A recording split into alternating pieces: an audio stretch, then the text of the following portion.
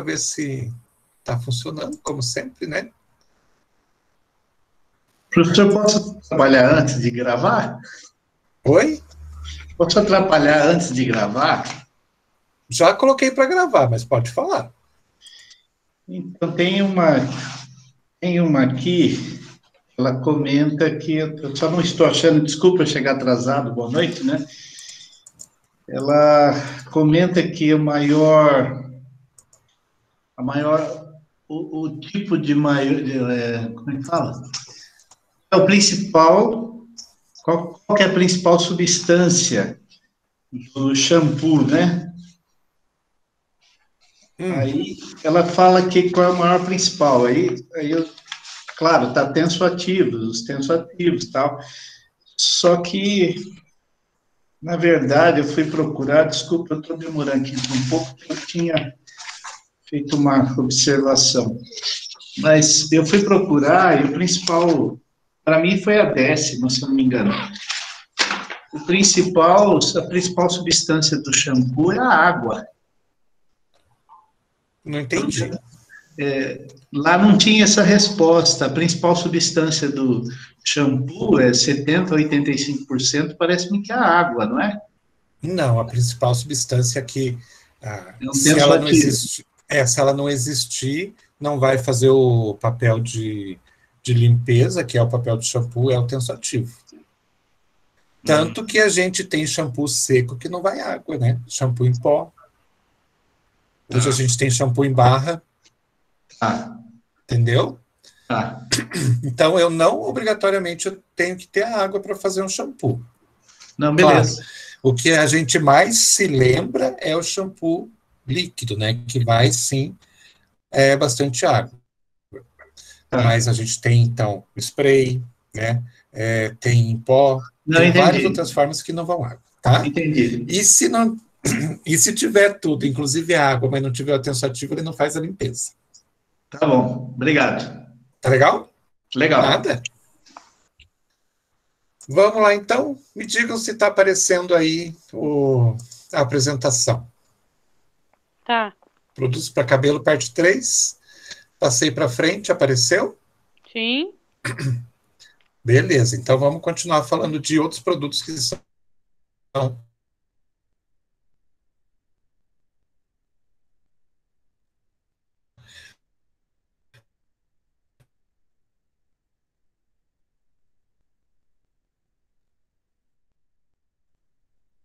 utilizados para o cabelo. Essas são as chamadas loções capilares. As loções capilares. Espera aí que eu vou ter que abrir, que acho que chegou alguém. As loções capilares. Deixa eu ver se chegou alguém. Não. Elas não são muito comuns, mas elas existem, né? E geralmente elas têm algum tipo de propriedade junto delas. Então, a base delas geralmente é uma base hidroalcoólica, mistura de água e álcool, geralmente 40% a 60%, 40%, entre, né, 40% e 60%, então essa é a faixa que é a mais comum que a gente tem, 40% e 60% de álcool, claro, dentro dessa loção. Para que se consiga dissolver com facilidade os ativos e para que se consiga passar no cabelo ou no couro cabeludo, quando é o caso, e esse produto evapore, né, essa loção evapore com uma certa facilidade e a substância ativa fique depositada ali ou no couro cabeludo ou no cabelo. Então a gente vai encontrar aí várias loções hidroalcoólicas, soluções, né? Por exemplo, com substâncias para combater a caspa, substâncias adstringentes. Vocês sabem o que é uma substância adstringente?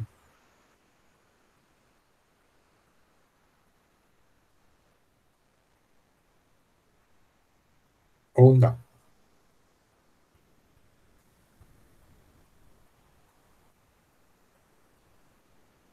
Não? Substâncias adstringentes são substâncias que quando você passa ou na superfície da pele ou na superfície do cabelo, eles fazem uma precipitação de proteínas que estão ali no local e ajudam a precipitar substâncias oleosas também. Então, quando a pessoa tem a pele muito oleosa, ela pode passar uma loção hidroalcoólica também, com alguma substância que, quando em contato com o excesso de proteína que está na superfície da pele, vai fazendo com que essas proteínas precipitem, e daí elas ficam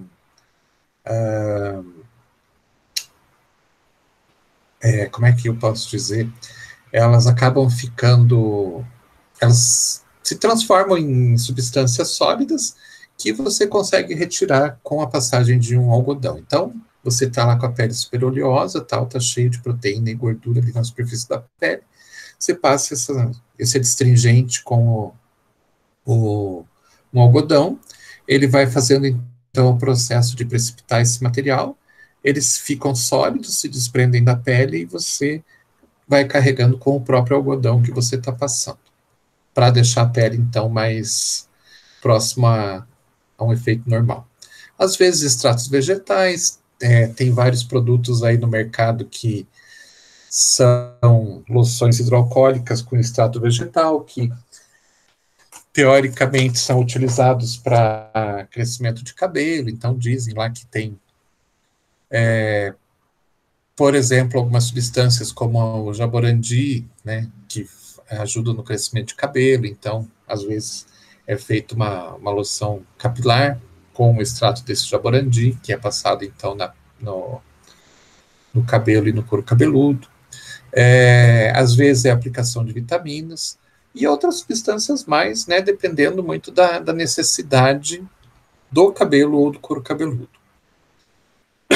Tem também algumas loções que são produzidas só uma mistura de água e álcool e alguma substância refrescante ou uma substância para dar um perfume, que são utilizados então mais para perfumar o cabelo. Isso já não se utiliza mais hoje em dia, mas antigamente existia a loção palmidaia, por exemplo, que tinha lá os seus princípios ativos e tinha um perfume bastante intenso que os homens compravam muitas vezes, não só homem, mas mulher também, compravam para auxiliar também nesse processo de perfumar os cabelos. Palmidaia tinha outras ações, não sei se existe até hoje, mas tinha outras ações, mas tinha ação também de perfumar. E outras loções que a gente via aí no mercado. Mas, de uma forma mais comum, a gente tem aí, dentre as loções que existem hoje, a maior parte está ligada com caspa, seborreia e queda de cabelo. E muitas delas são vendidas como medicamento e não como cosmético. Então, dependendo do caso, vocês vão encontrar dentro do balcão esse tipo de loção e não fora. Então, a gente não considera sempre como um cosmético, dependendo do tipo de substância e da quantidade de certas substâncias que estão contidas dentro daquele produto, né, que daí não é considerado como cosmético. Por exemplo, quem trabalha em farmácia deve conhecer o Punch. Todo mundo conhece?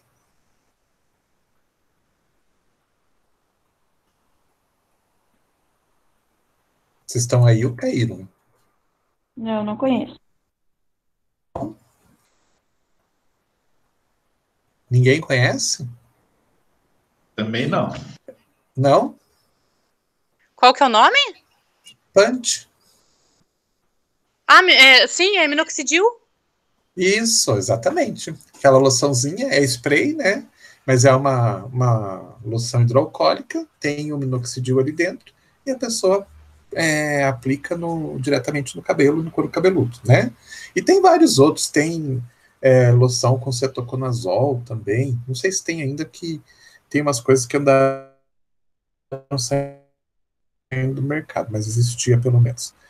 Então, utilizados mais para tratamento do que como cosmético para beleza mesmo. Mas, dependendo até do caso, vocês já devem ter percebido também que tem produto falando do cetoconazol, que fica lá fora do balcão como cosmético e tem produto com cetoconazol que vai para dentro do balcão, conforme a concentração.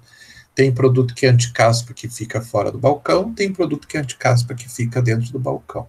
Então, dependendo da substância, da concentração ali na formulação, ele pode ser considerado cosmético ou pode ser considerado como medicamento mesmo. Vamos lá. Já que eu falei de caspa, seborreia e queda de cabelo, vamos falar um pouquinho de cada um deles. É interessante que se a gente for pesquisar mais a fundo, assim, a caspa, a seborreia e a própria queda de cabelo, apesar de ser, né, os 3 casos são casos bem conhecidos, bem estudados e tudo mais, a gente não sabe muitas vezes de onde vem esse processo, de onde que surge, por que que surge a caspa, né? Sempre quando a gente fala da caspa, a gente já visualiza, então, o cabelo com aqueles pontinhos brancos, ou, naqueles casos mais graves, aquela caspa em formato de, como é que posso dizer, em pedaços mesmo, né? Mas a gente já identifica facilmente, mas ninguém consegue identificar exatamente qual é o fator que vai fazer com que o indivíduo tenha caspa. Na verdade, se fala de vários fatores, né? Fatores nervosos, digestivos, metabólicos, até muitas vezes a própria forma de você lavar o seu cabelo pode fazer com que o seu couro cabeludo resseque, né? Cabelo lavado com água muito quente pode fazer um ressecamento muito grande e fazer com que o indivíduo tenha caspa. Mas não se sabe exatamente qual que é a origem, né? Para que se diga assim, não, a caspa acontece exatamente por isso. Não existe essa determinação até hoje. A gente sabe que é uma descamação ali do couro cabeludo, vários fatores podem aumentar essa descamação, mas a origem a gente não tem isso muito claro. E como a gente não sabe exatamente a origem, a gente não tem como tratar isso lá na fonte. Então, o que a gente geralmente faz é fazer o tratamento da caspa em si, né? Então, não do fator que faz com que a caspa surja. Então, é quase que um tratamento paliativo. Se utilizar de substâncias que vão inibir o aparecimento dessa caspa, mas não necessariamente fazer com que ela deixe de existir. Às vezes, vamos pensar aqui num exemplo fictício. O indivíduo tem uma caspa que talvez esteja ligada a um fator nervoso, então ele está num determinado momento, desculpem, que ele está extremamente nervoso e começa a aumentar a caspa, a descamação do couro cabeludo dele. E daí o indivíduo começa a utilizar loções, shampoos, fazer tratamento anti-caspa, e ao mesmo tempo,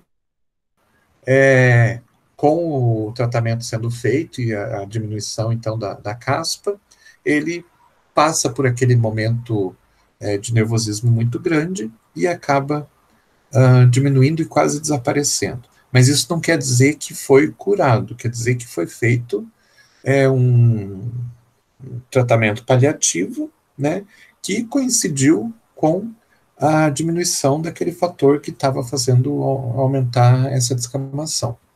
Mas isso não quer dizer que não vai voltar. Então, é uma tendência que as pessoas têm, né, quando passam por determinadas situações, de esse processo de descamação acelerar e ficar mais evidente. O que a gente conhece, né, que já é certo em relação a isso, é que existem substâncias que fazem, então, esse processo de diminuição da produção. E outra coisa que para que a gente possa ter um resultado bom, a gente tem que inibir o aparecimento daquele micro-organismo chamado Ptyosporum ovale, que ele está sempre presente quando a caspa está, a descamação está acontecendo de forma excessiva. Então, esse micro-organismo, ele se alimenta dessas plaquinhas de células mortas, descamadas, né? Então, ele sempre está presente. E daí, o fato de ele estar ali presente faz com que o próprio organismo acabe soltando mais pele e vira um círculo vicioso. Então, a utilização de alguma substância que vai inibir esse Ptyosporum ovale vai fazer com que o processo de descamação tenda a diminuir. E outra coisa que é importante é que se utilize uma substância que a gente chama de queratolítica, ou a gente pode chamar também de esfoliante, que são substâncias, então, que conseguem fazer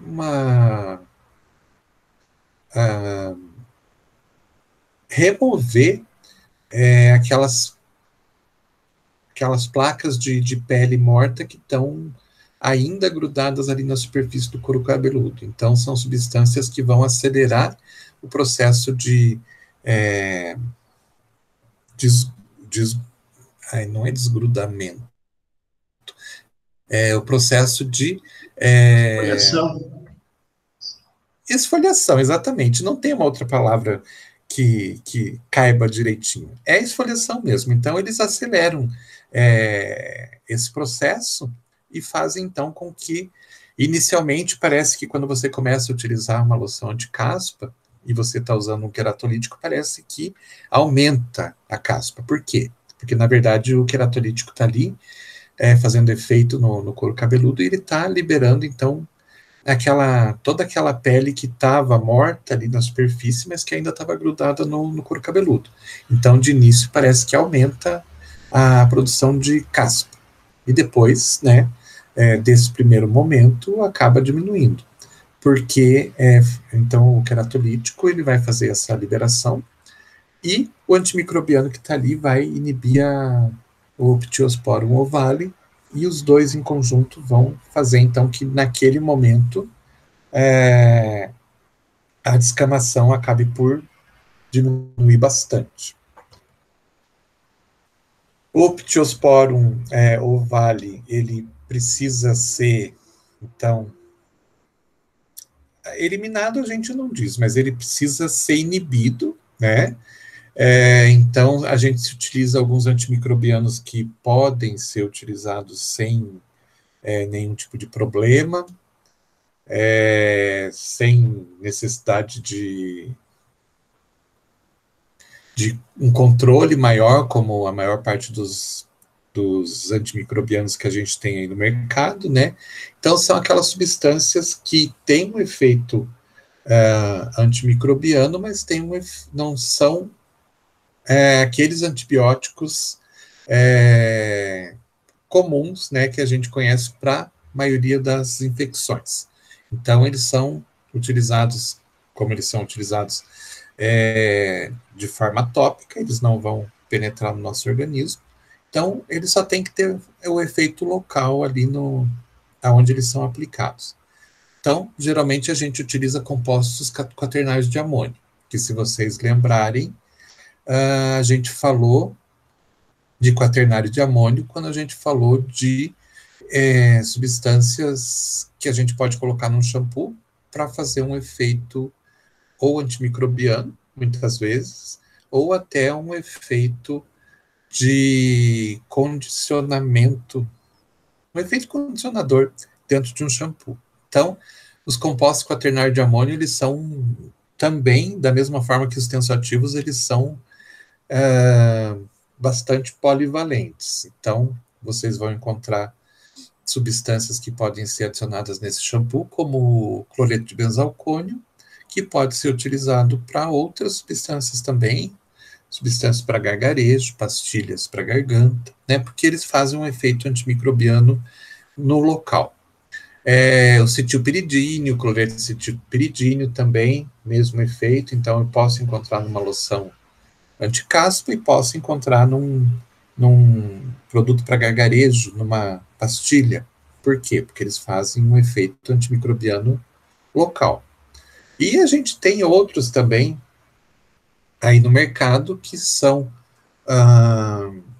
produtos que são criados pelas indústrias e que muitas vezes eles não abrem exatamente qual que é a composição completa dessas formulações. Então, vocês já devem ter visto em produtos anti-caspa, lá na composição não vem descrito muitas vezes cada um dos componentes que fazem o efeito anti-caspa. Às vezes vem como... tem várias formas que eles colocam, mas pode ser como... meu Deus, como é que é o mais comum? Não me lembro agora exatamente, mas eles já dão a entender que é uma formulação patenteada, e quando é uma formulação patenteada, eles não precisam abrir a formulação toda. Então, daí vocês vão encontrar lá, digamos assim, agentes anti-caspa. E daí tem do lado dessa descrição de agente anti-caspa, vocês vão encontrar um Rzinho de marca registrada. Então, eles acabam não abrindo exatamente qual que é a composição desses agentes anti-caspa, porque tem essa questão da fórmula ser registrada, e aí não é obrigatório que apareça cada um dos componentes em cada uma das suas concentrações. Mas, geralmente, eles estão ligados com piridazinas, meu Deus, cada nome, quinoxalinas e quinolinas. Então, se vocês forem dar uma olhadinha, vocês vão ver que, principalmente nesses shampoos mais comuns aí que a gente tem no mercado, que são de caspa, vai ter lá um anticaspa XYZ, que eles dão um nome diferente lá, e a marquinha registrada do lado. Então, dos antimicrobianos são esses os mais comuns. E dos queratolíticos a gente vai encontrar aí formulações, todas, né, têm efeito queratolítico, e todas bastante conhecidas já no mercado e já utilizadas há muito tempo, como enxofre coloidal. Então, vocês vão encontrar ainda shampoos de enxofre que tem realmente aquele cheiro de enxofre que faz um efeito queratolítico bom, o resorcinol, o ácido salicílico e o sulfeto de selênio, que é o mais conhecido. Não é o mais comum hoje, mas ele é o mais conhecido, porque por muito tempo ele foi praticamente um dos únicos que se utilizava. O grande problema do sulfeto de selênio é que ele faz esse efeito queratolítico, mas ele deixa o couro cabeludo e o próprio fio de cabelo extremamente ressecado. Então, é aquela coisa, você trata um problema e acaba criando um outro, porque daí você fica com o cabelo extremamente ressecado. Mas, quando é necessário, se tem que fazer a escolha entre ter o cabelo hidratado e tudo mais, ou ter o couro cabeludo com bastante caspa. A seborreia é outro problema também, que a gente não tem exatamente a explicação de como que aparece e por que aparece, mas a gente sabe que existe, né? Então, a seborreia não é nada mais, nada menos do que secreção em excesso das glândulas sebáceas que estão lá dentro do folículo piloso. Então, é uma produção excessiva, é uma liberação excessiva, que a gente também não sabe qual é ou quais são os mecanismos que fazem com que essa produção seja aumentada. Então, o que acontece é que ocorre uma produção aumentada, essa oleosidade, então, ela acaba saindo pelo folículo piloso e vai revestindo todos os fios de cabelo com excesso de oleosidade e também toda a parte do couro cabeludo.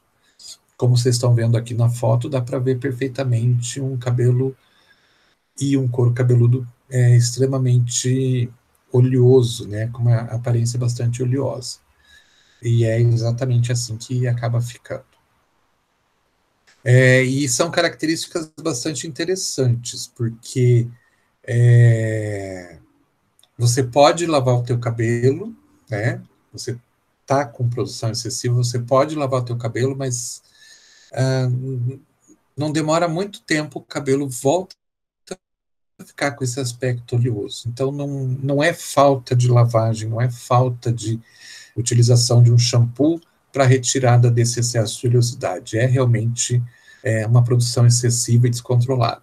Então, você pode, muitas vezes, fazer a limpeza, né, fazer a lavagem do cabelo, porém, rapidamente o cabelo volta a ter aquele aspecto oleoso.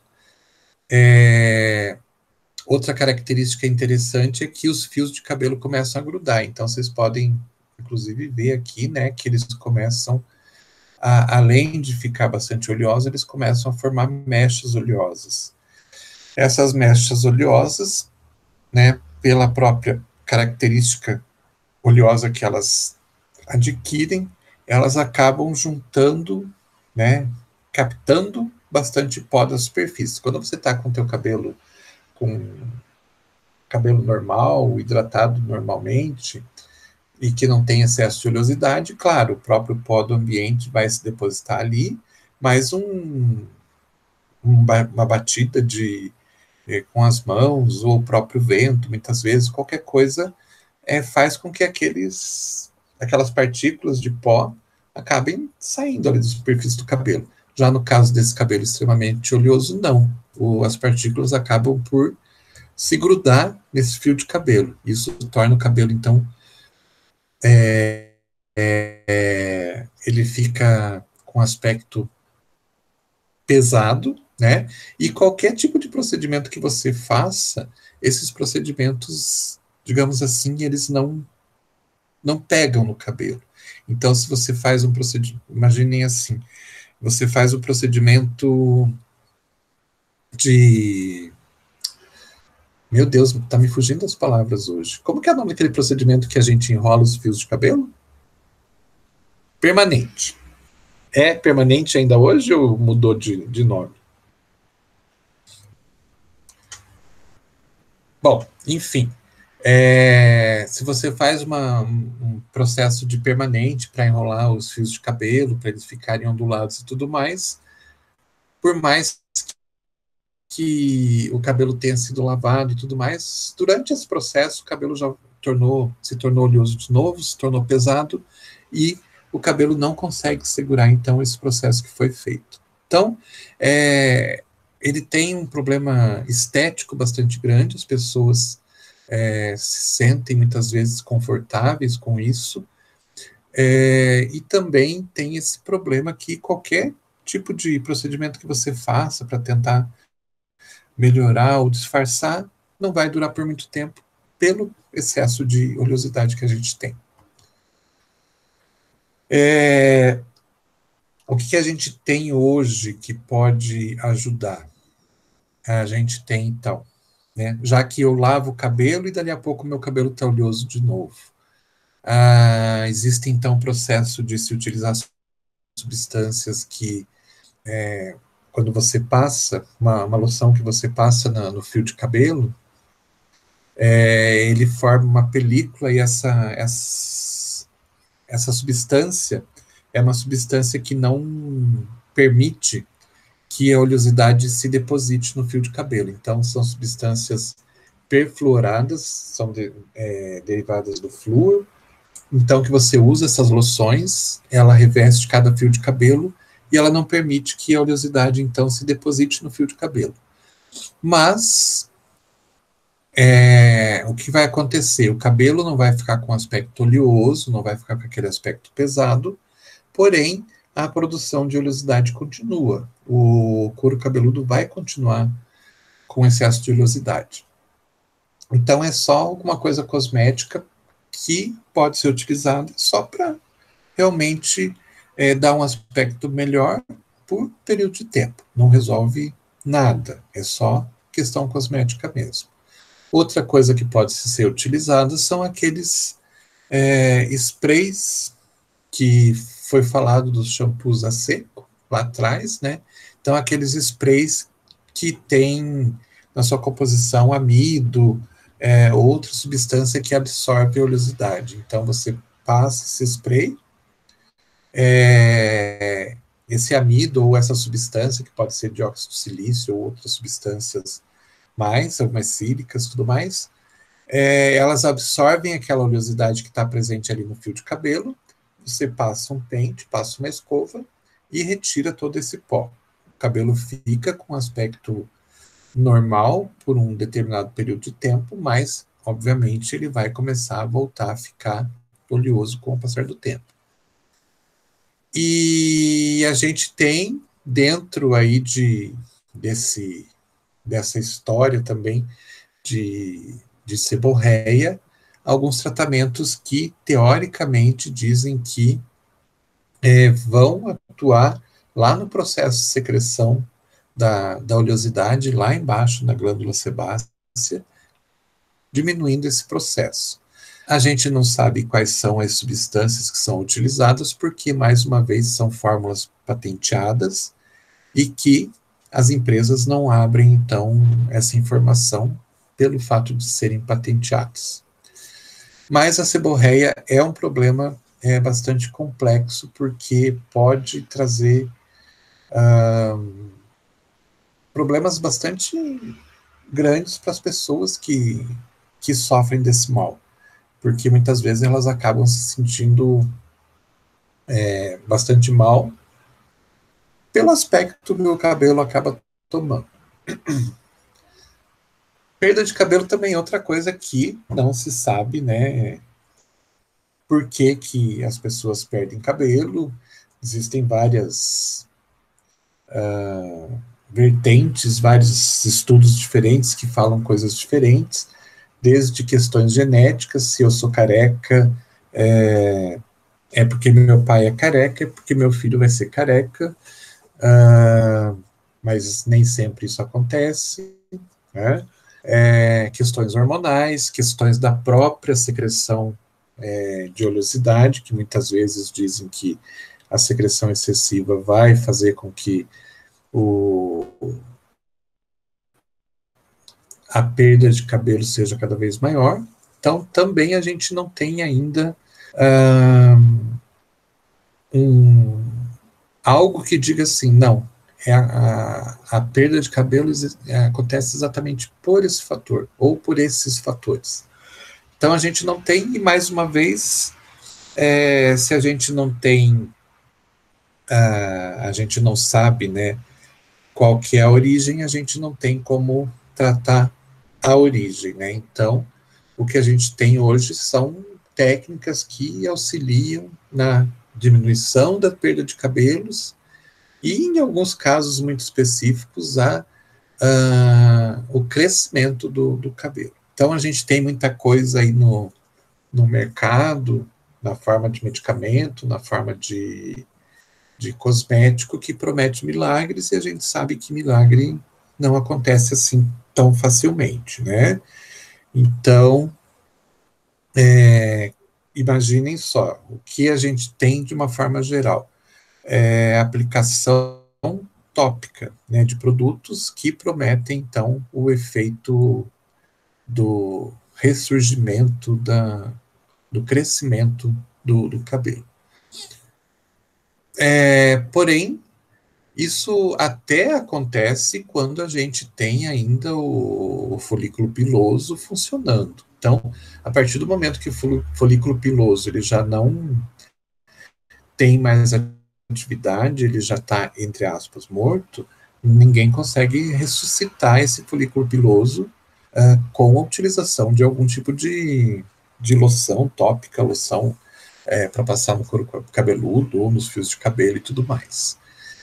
Então, quando a gente fala do PUNT, né, que é o minoxidil, que realmente traz um crescimento dos fios, é porque os folículos não estão mortos ainda. Então, existe todo um processo de produção do fio de cabelo lá dentro do folículo.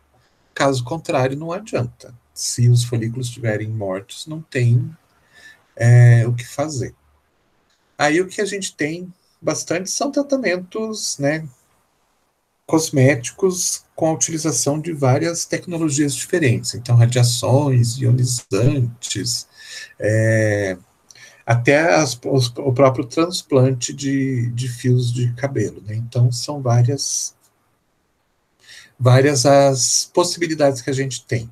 Mas acreditar em fórmulas milagrosas, a gente não pode acreditar. E o minoxidil, não sei se vocês sabem, que o crescimento do fio de cabelo acontece enquanto a pessoa está utilizando o produto. Se ela deixar de utilizar o produto, a tendência é que pare de ocorrer esse crescimento e pare de ter o aparecimento de fios de cabelo. Então, a tendência é que os fios de cabelo que cresceram com ação específica lá do PUNT, do minoxidil, eles tendem a cair. Então, é também uma solução provisória, ou uma solução que você fica dependente para a vida. Outro tipo de produto que a gente tem são os fixadores para cabelo. Então, a gente tem aí diversos tipos diferentes de fixadores para cabelo. Mas todos têm, né, como objetivo comum a melhoria do controle e manejo dos cabelos. Então, você conseguir, se utilizando desses fixadores, fazer com que os cabelos tomem um certo formato e eles permaneçam naquele formato. Então, se eu quero, sei lá, pentear meu cabelo todo para trás e eu quero que meu cabelo fique todo para trás, eu vou utilizar um fixador que faça esse processo. Meu cabelo vai ficar todo para trás e não vai voltar para a posição original dele, enquanto eu tiver com esse fixador. Então, basicamente é isso que eu quero, né? Eu quero manter esse formato que eu dei para o meu cabelo. Ao mesmo tempo, a gente quer que o cabelo ele continue com maleabilidade, ele continue fácil de se manejar e tudo mais.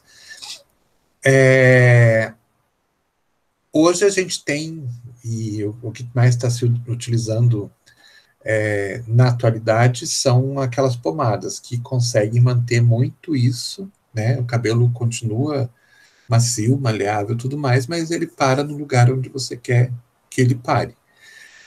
Os géis, a maior parte deles, os géis fixadores, eles já não têm tanto essa maleabilidade. Então, alguns deles, inclusive, eles deixam o cabelo bastante duro, né? Para ele manter o fio no lugar, eles acabam mantendo o cabelo bastante duro.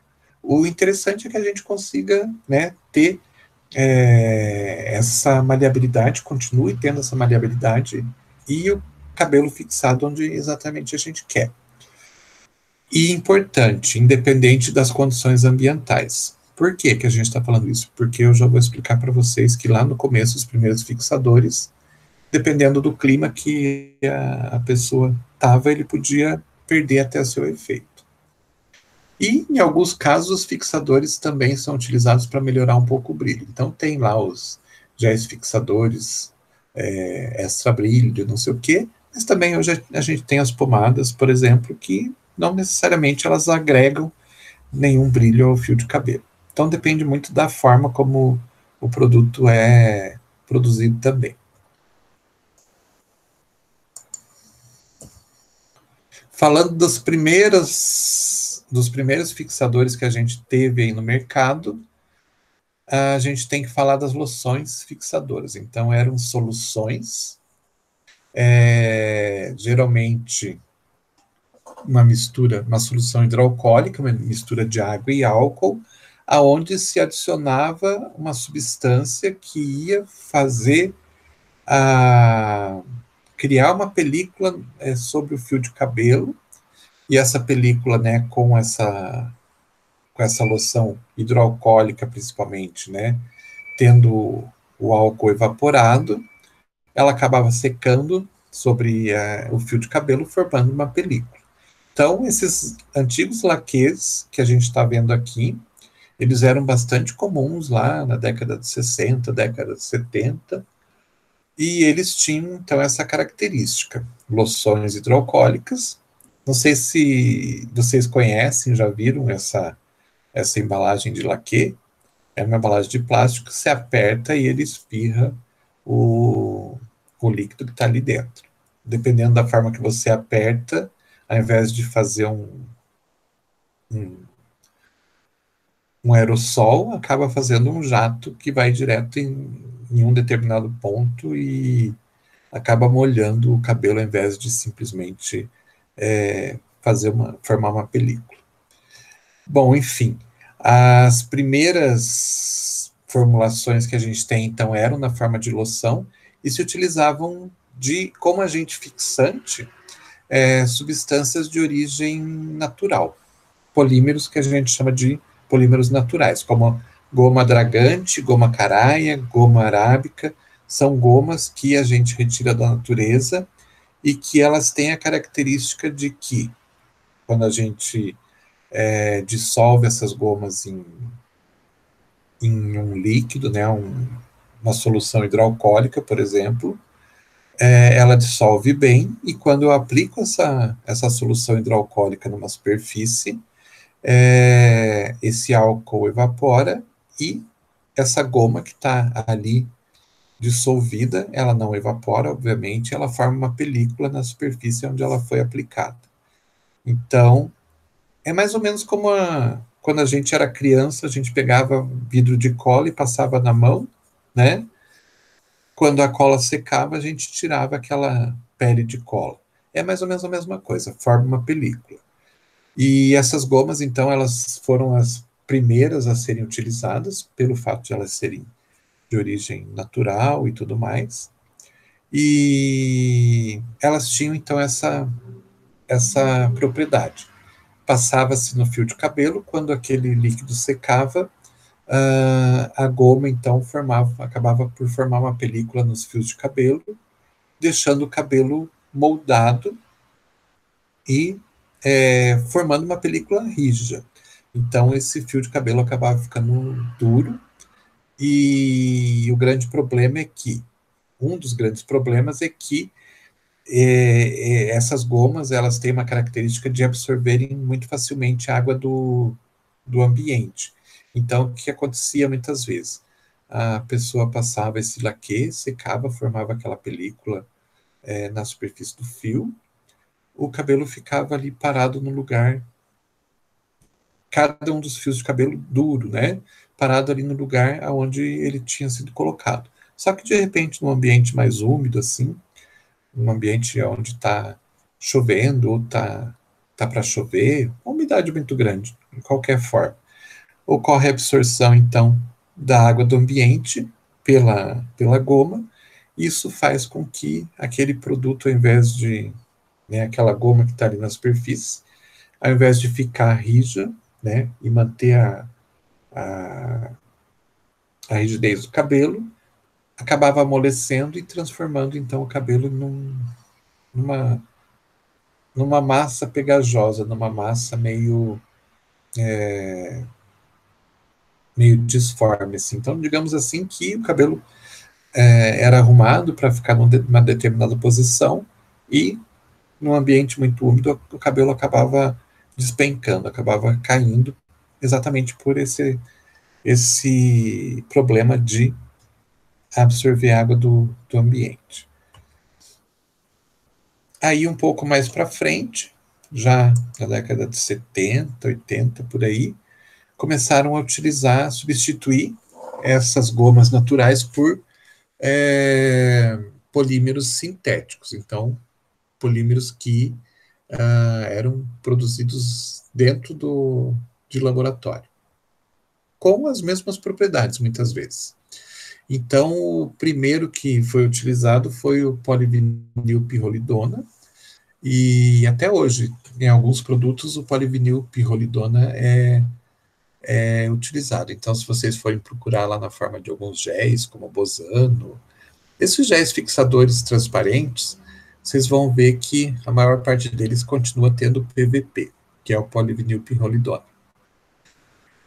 E então, com a descoberta, entre aspas, né, a criação do PVP, passou-se a utilizar essa substância não mais em loções hidroalcoólicas, mas sim em loções transparentes e géis. Essas loções transparentes colocadas geralmente dentro de um frasco aerossol para fazer a aplicação, e não mais naqueles tubinhos de plástico que você tinha que fazer força para espirrar o produto. E principalmente os géis. Então, os géis de cabelo surgiram lá na década de 80, exatamente por isso, porque o PVP era solúvel em água, os géis são solúveis em água, né? Praticamente todos são feitos à base de água, então o PVP conseguia ser dissolvido dentro desses géis, e eles tinham uma característica muito melhor do que aquelas gomas naturais, porque independente do ambiente, se o ambiente está úmido ou não está úmido, eles mantêm as mesmas características. Então, eles fazem um revestimento de cada um dos fios de cabelo, não deixando o fio de cabelo com aquele aspecto grudado que o laque deixava. No caso do gel, só se você passar em excesso, que ele vai começar a ter aquele aspecto de vários fios de cabelo grudados. Caso contrário, você tem uma película em cada fio de cabelo, e o cabelo como um todo fica com um aspecto bem natural. Professor, oi. É a brilhantina que você está falando, a antiga brilhantina? Não, porque a brilhantina, a base dela é de óleo, ela é feita à base de vaselina. Certo. Tá? E daí a própria vaselina é que faz esse processo de revestir o fio de cabelo e segurar o cabelo no lugar. Aqui é o gel mesmo de cabelo, gel Bosano, e esses outros que a gente tem aí no mercado hoje. Certo. Sabe? Então, esses géis, tipo Bosano, que é o mais conhecido que a gente tem, né? Se você for procurar lá, ele tem esse PVPI. Então, quem faz esse processo de deixar o fio de cabelo rígido, tudo mais, é o PVPI. PVPI é polivinilpirrolidona, iodo polivinilpirrolidona. Já a brilhantina, a gente vai ver mais à frente, ela pelo fato de ela ser uma mistura de gorduras, né, óleos sólidos, como a vaselina e também outras substâncias, ceras, como cera de abelha, cera de carnaúba, essas coisas, elas acabam segurando o fio de cabelo no lugar, mas pela própria oleosidade que elas impregnam no fio de cabelo, tá? É diferente. Aqui a gente tem uma substância específica que faz esse processo. Ok, obrigado. Tá? Beleza, então. Característica dessas loções fixadoras, principalmente dos géis, né? Elas têm que ser resistentes ao penteado e à escovação, não podem quebrar, não podem formar escama, então não pode, de repente, você começar a escovar o cabelo e começar a formar aquele pozinho na superfície do fio de cabelo. Tem que continuar aquela película na superfície inteira, o fio de cabelo não pode começar a mostrar quebras no meio, né? Então tem que continuar aquela película contínua, e não pode de jeito nenhum começar a formar aquele pozinho branco, porque está descamando, está soltando partículas, tá? Então, o ideal é que isso não aconteça. Ao mesmo tempo, a umidade também não pode, de forma alguma, comprometer o efeito daquele fixador. E, ao mesmo tempo, né, quando a gente quer retirar aquilo, a umidade, daí sim, né, bastante água, tem que fazer com que o produto seja retirado facilmente. Então, ele não pode, né, quando a gente está num ambiente úmido, ele não pode absorver aquela umidade, mas quando a gente vai utilizar água para fazer a lavagem, essa lavagem tem que acontecer de forma bem fácil e bem tranquila.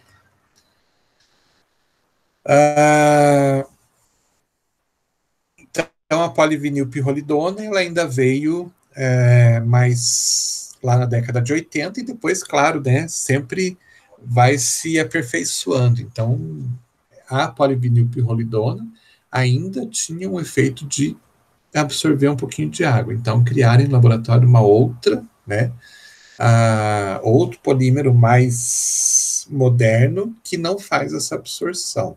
Então, hoje, pode ser que vocês encontrem outros polímeros em alguns dos géis, e principalmente nesses aerossóis aqui.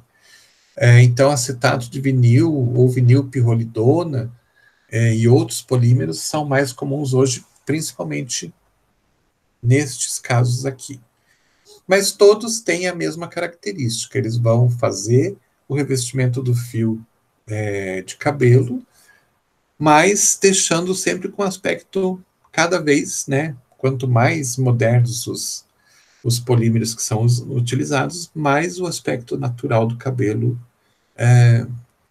vai existir. Então, esses mais modernos, você vai ter o revestimento do fio, o fio vai ficar no lugar onde você quer, né, aonde você posiciona ele, mas ao mesmo tempo ele continua bastante maleável, flexível, ele não fica aquela coisa dura, ele fica muito mais natural.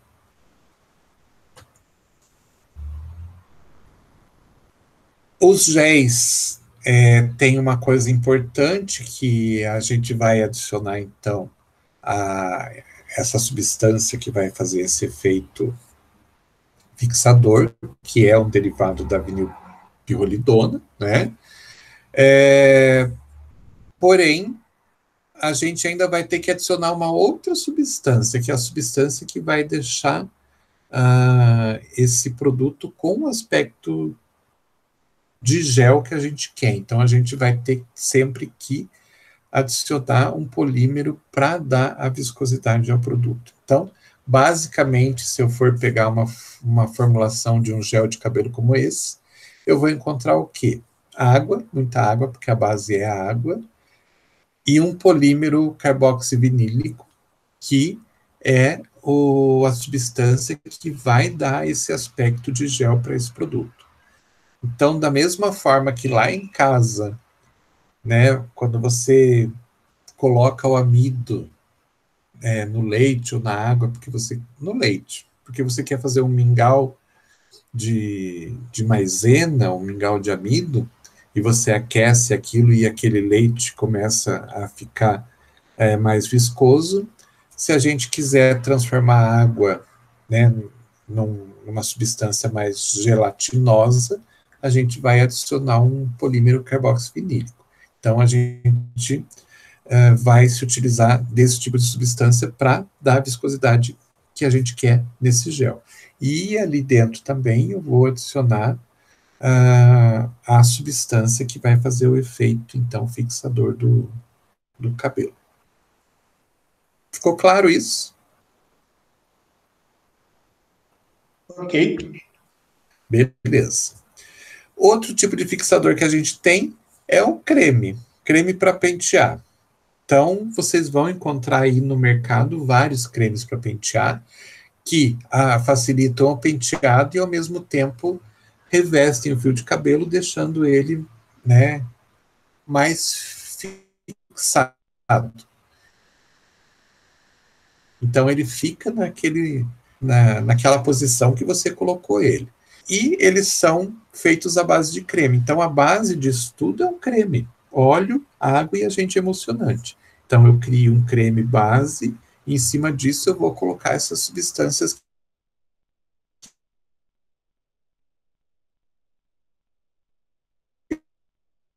Eu vou pegar uma base de creme derivado de vinilpirrolidona para que ele fixe o meu cabelo também.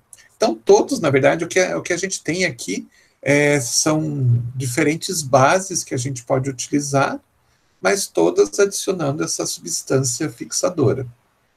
Uma pomada fixadora é a mesma coisa, é o que a gente tem de mais comum hoje no mercado. Ela pode ser na forma de um creme mais pesado, né, um creme mais grosso, aonde eu vou adicionar uma substância fixadora, ou também, não sei se vocês já viram algumas dessas pomadas fixadoras que são transparentes, elas são feitas com um outro tipo de substância que não é as substâncias que a gente utiliza para fazer um creme, são os polietilenglicóis, que são substâncias que elas dão um aspecto de gel, mas um aspecto mais denso, mais viscoso do que os géis comuns.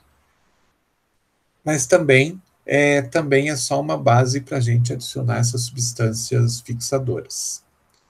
Então, todos esses, creme para pentear, pomada para... creme para pentear e para fixar, pomada fixadora, gel fixador, spray fixador, todos são bases diferentes, onde você vai adicionar um agente fixador ali no meio, e esse agente fixador que vai fazer esse efeito de fixação que a gente quer. Aí a gente tem, sim, a brilhantina, que foi perguntado anteriormente, ela já não costuma ter esse agente fixador, porque a própria composição dela já é uma composição que faz com que o produto o cabelo fique fixado no lugar. Então, as brilhantinas já não são mais comuns nos dias de hoje, né? Mas elas eram bastante comuns antigamente.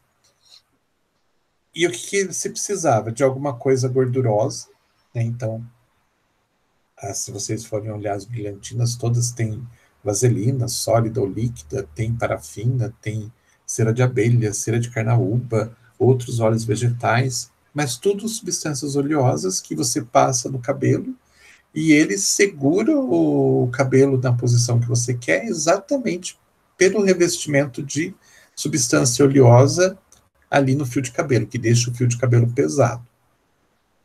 Basicamente é isso que acontece. Então não tem um agente fixador como os outros produtos que a gente falou anteriormente. E a gente tem também os óleos de cabelo, que eram bastante comuns antigamente, hoje já não, acho que nem tem mais aqueles óleos, até tinha alguns que eram coloridos, uma parte era um líquido vermelho, outra parte era um líquido mais claro, que você tinha que misturar, não me lembro o nome mais.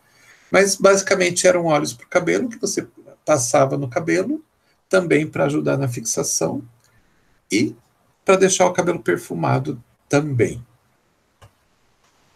E só para a gente encerrar, falando ainda de cabelo, e saindo um pouquinho dessa questão, então, dos fixadores, indo para outros produtos, a gente tem os produtos depilatórios, que também são produzidos pela indústria cosmética, né? E eles vão fazer o quê? Retirada dos pelos do corpo, basicamente. A gente tem diferentes métodos para fazer esse processo de depilação.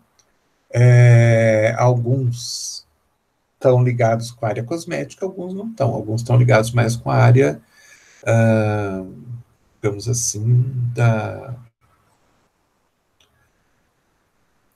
de estética, de esteticistas e tudo mais, né? Então, a gente tem vários métodos, a gente divide os métodos de retirada transitória desses pelos do organismo, aí a gente divide em dois grupos.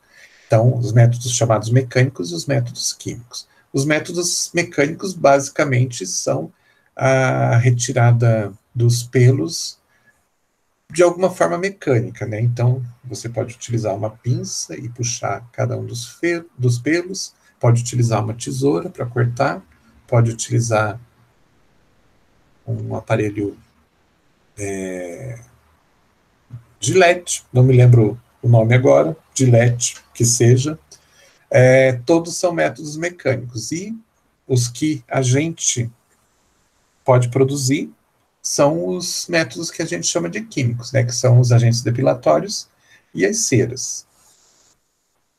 Os agentes depilatórios, eles são produtos de grau 2, porque se eles forem mal utilizados, eles podem trazer problemas bastante grandes para os indivíduos. Da mesma forma que aqueles produtos que relaxam o cacho, os produtos que alisam o cabelo também podem trazer problemas bastante grandes. Os depilatórios, eles são uma mistura, geralmente, de substâncias que têm uma ação queratolítica, são sais de estrôncio, de cálcio, ou mesmo ácido tilglicólico, que é o mais comum que a gente vê hoje, que eles têm uma ação bastante interessante. Eles amolecem o fio de cabelo. Então, eu vou pegar essa fotinha que está aqui do lado e vou aumentar.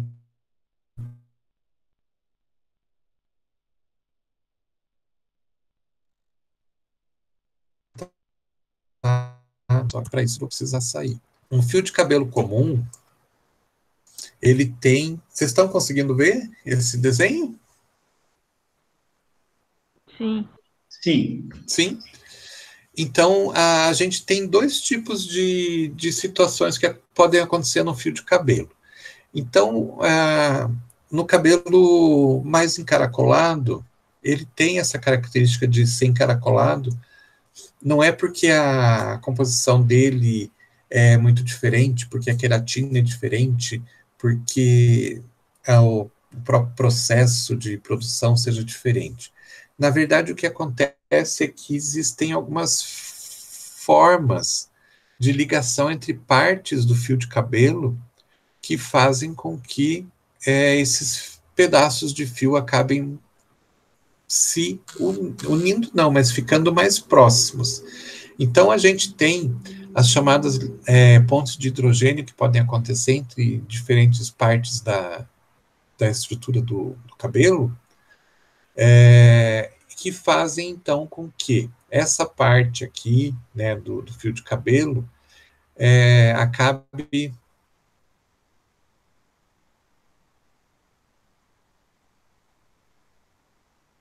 pelo fato de ele pode se ligar com esse radical que está disponível aqui, que está mais lá na parte de baixo do fio de cabelo, e formar uma ponte de hidrogênio aqui. Daí o que acontece? Então, essa parte aqui, por ter afinidade com essa outra parte que está disponível também, elas acabam se aproximando e deixando o fio mais ondulado.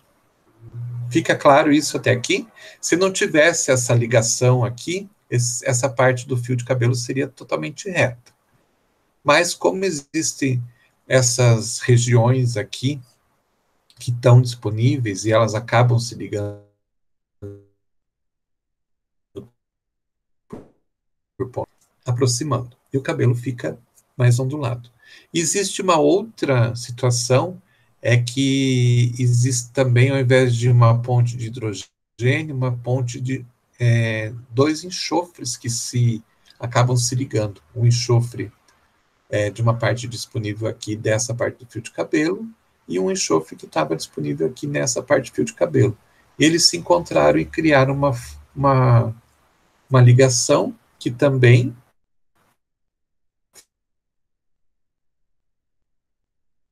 fez rolado, né, mais encaracolado. Porém, essa ligação aqui é muito mais forte e resistente do que essa ponte de hidrogênio. Essa ponte de hidrogênio aqui, ela se rompe facilmente e aquela parte do fio de cabelo volta a ficar lisa. Porém, essas pontes aqui, elas são extremamente resistentes, são difíceis de quebrar, então elas mantêm esse ondulado de fio de cabelo.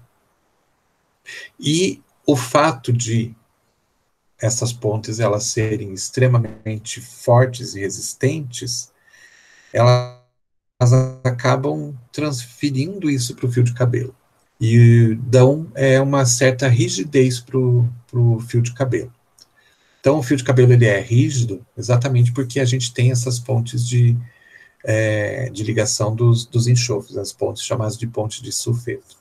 Aí o que acontece? Quando a gente vai utilizar um depilatório, a gente utiliza uma substância como ácido tilglicólico que vem aqui e quebra essa ponte de cabelo, de ligação entre essas duas partes do fio de cabelo. Perca aquela rigidez e ele fica amolecido. Tanto que quem já usou um depilatório sabe que você passa o depilatório, ele faz esse processo, então, de quebra dessas pontes de ligação dos enxofres, e você consegue retirar os fios, os fios de cabelo ficam totalmente amolecidos, você consegue retirar, então, os fios de cabelo simplesmente passando uma toalha, passando uma substância rígida que você consiga ir carregando todo aquele material. É isso ou não é, gente?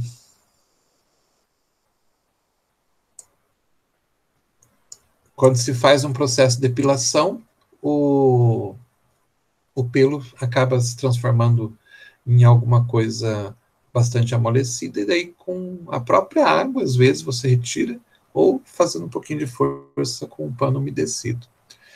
E assim a gente tem o processo de depilação.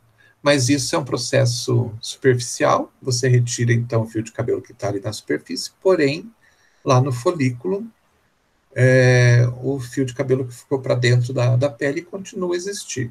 E o processo de produção continua a existir. Então, o fio de cabelo vai crescer novamente.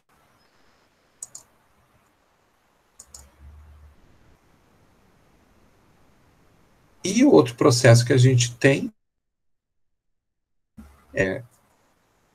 o que vai acontecer? Aqui é um processo também químico, porém vai precisar, muitas vezes, da sua força física.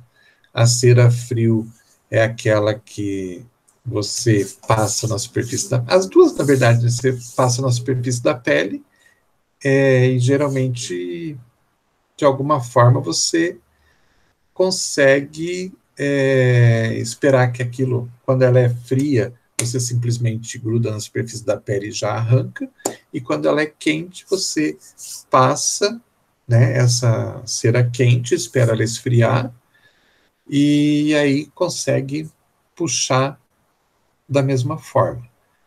A grande diferença é que quando você utiliza a cera quente, pelo fato de ela estar numa temperatura mais alta, ela ajuda a abrir os poros ali no local, e dessa forma, quando é feita a retirada dessa cera, e pelo fato dos poros estarem mais abertos, você consegue retirar o pelo mais a fundo. Então, você consegue arrancar mais próximo lá do bulbo, lá dentro do folículo piloso. Ou seja, demora mais tempo para que os pelos cresçam e voltem a aparecer. E é isso, gente. Perguntas, dúvidas? Professor, Oi. posso resgatar aí? Quando eu cheguei, uma das colegas estava perguntando sobre a questão 8, falando da embalagem primária e secundária. Sim. Aham. Então, eu não sei se eu entendi certo, mas parece que as 3 primeiras são as corretas, né? Isso, pelo que me foi passado, sim. 3 Então, estão certas e uma está errada. Então, só que para mim saiu incorreta, porque eu marquei as 3, 1, 2 e 3 estão corretas. Entendi. E aqui ele diz assim, ó, sua resposta é incorreta, a resposta correta é somente a 2. Sim, aham. Então, eu vou ter que ver isso e vou ter que arrumar, porque provavelmente foi marcado quando a gente faz lá o processo de criação da prova, a gente já tem que marcar o item correto, né? E provavelmente eu marquei errado. Daí eu tenho que consertar. Então, por favor, 0,6 a mais. Né? Com certeza. Qualquer 0,6 está ajudando bastante, né? No meu caso é a pergunta 8.